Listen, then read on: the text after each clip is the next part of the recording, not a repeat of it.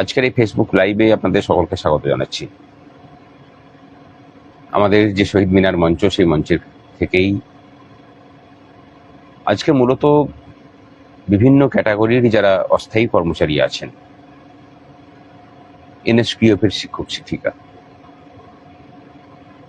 মানে আমি শুধু একটা নাম বললাম,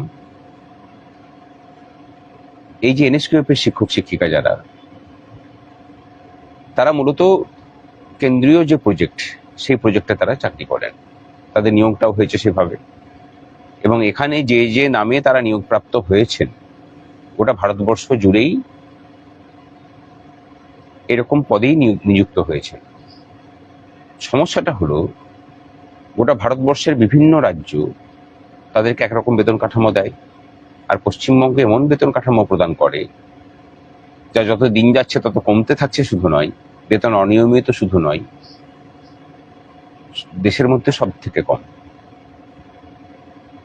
অথচ বিগত সরকারের আমলে আমরা শুনতাম যে তিনি নাকি কর্মচারী দরদি। আমি জানি না যে অন্যান্য রাজ্যে আর কতগুলো এরকম রাজ্য আছে যেখানে অস্থায়ী কর্মচারীদের সাথে এই ধরনের প্রহসন চলে।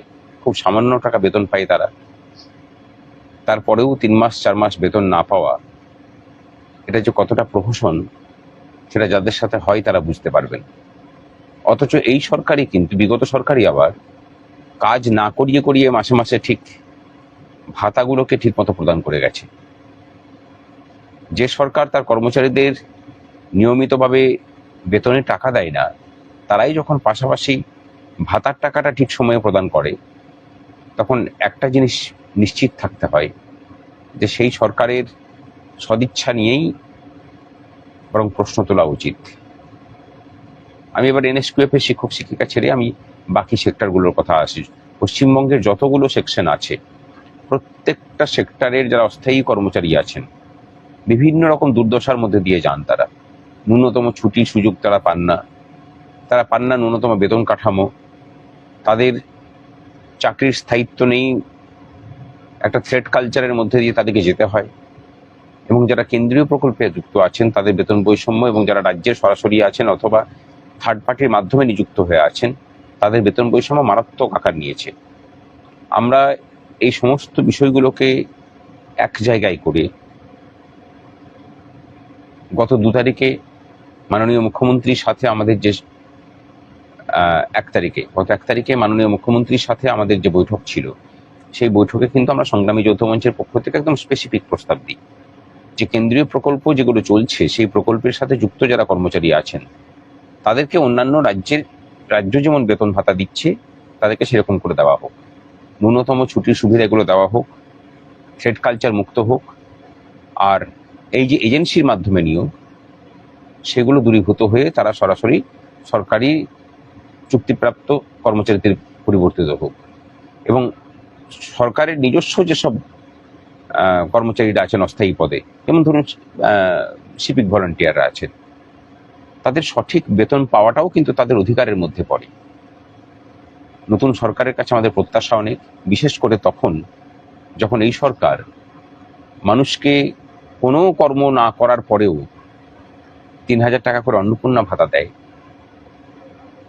তখন তার উল্টো দিকে দাঁড়িয়ে এই সরকারটাকে যারা কাঁধে চাপিয়ে তার মেধা, তার শ্রম দিয়ে, তার নিষ্ঠা দিয়ে সরকারটাকে চালিয়ে নিয়ে যাচ্ছে, তাদের প্রতিও সরকারের সহানুভূতিশীল হওয়া প্রয়োজন।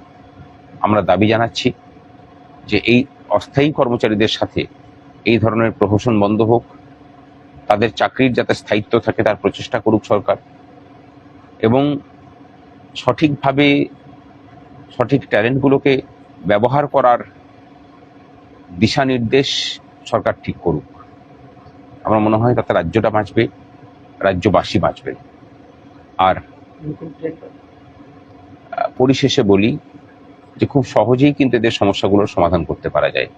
যেটা প্রয়োজন সেটা হলো প্রশাসনের ভিতরের সদিচ্ছা।